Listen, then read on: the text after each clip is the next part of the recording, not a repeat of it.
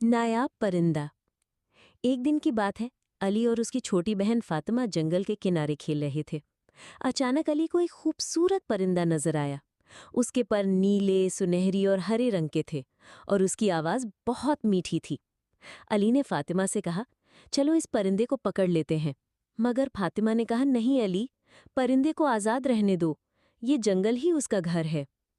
अली ने सोचा, फिर धीरे से कहा, तुम ठीक कह रही हो। हर किसी को अपने घर में खुश रहने का हक है।